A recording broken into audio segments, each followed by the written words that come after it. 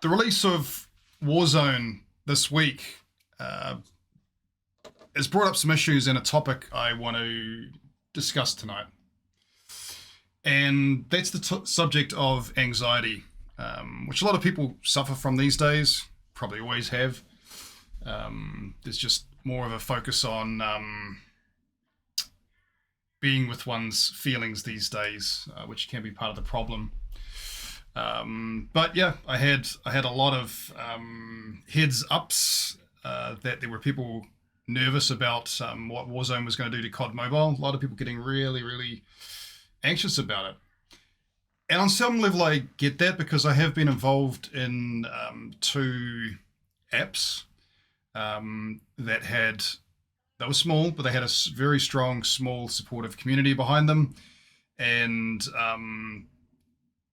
both of those apps shut down like within a year of operating.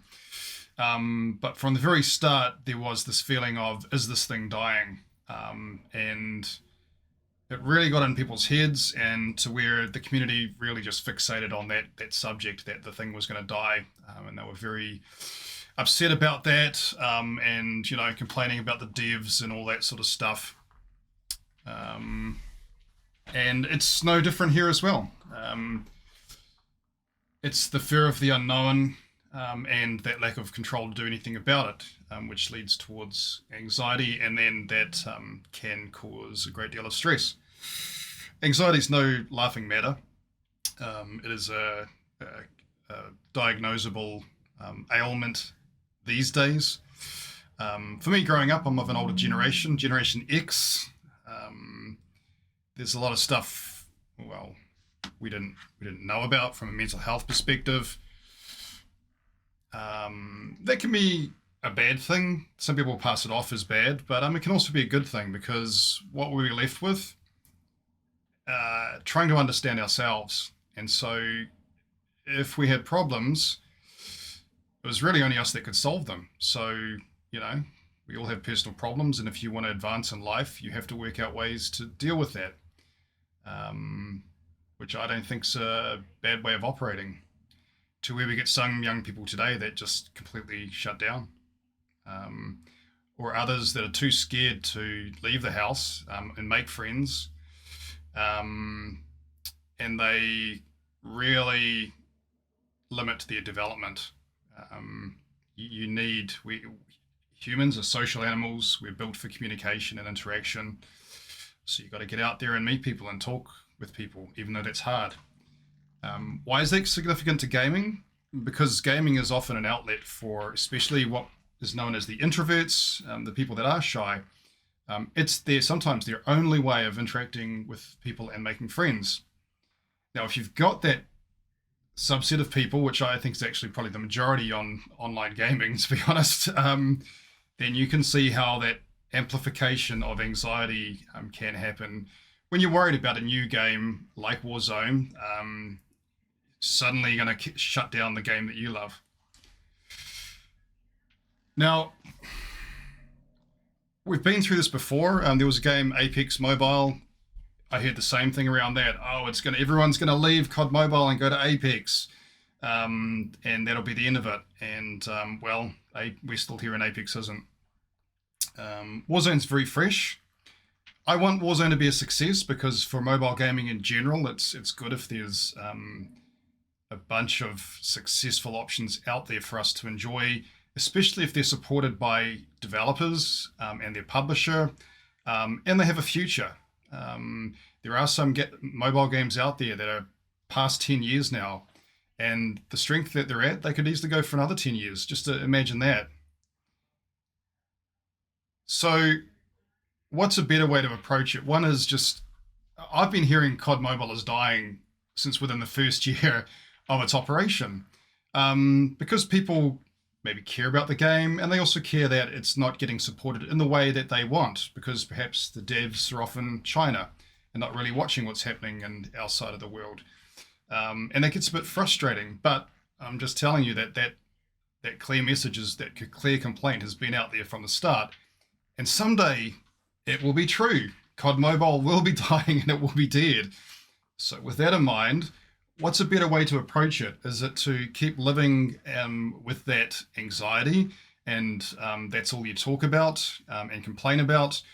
Or is it better to, perhaps from a proactive point of view, imagine that it is? Okay, so if it's shut down tomorrow, what would you do? How would you cope with that? Run that mental exercise from a proactive point so that when the thing happens, you're ready for it. You might not be happy, but you're ready for it. You're not going to fall apart. And this, my friends, is where gaming can be a lesson for IRL, for in real life. That advice there is pretty solid. While I don't think it's good to dwell on all your little feelings that you're experiencing and stuff and just being obsessing about things, it is good to take potential problems and just brainstorm it. Just have a little bit of a fantasy about a thing happening and what would be the best way for you to deal with it. Not how you'd fall apart.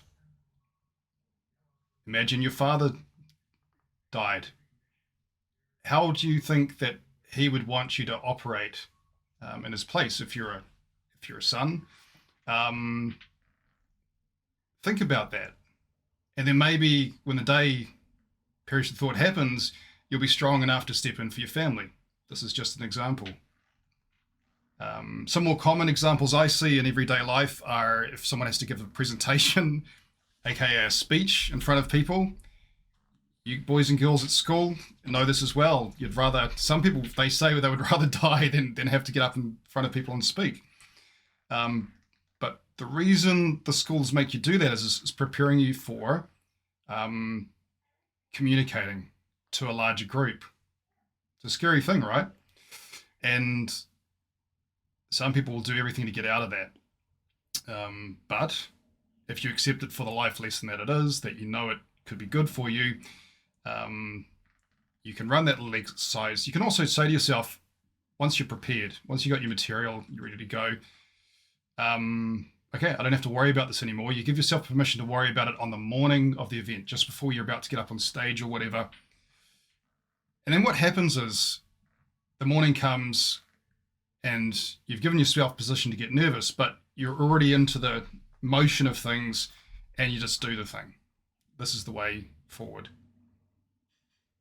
So there's just some little tips on how to deal with anxiety.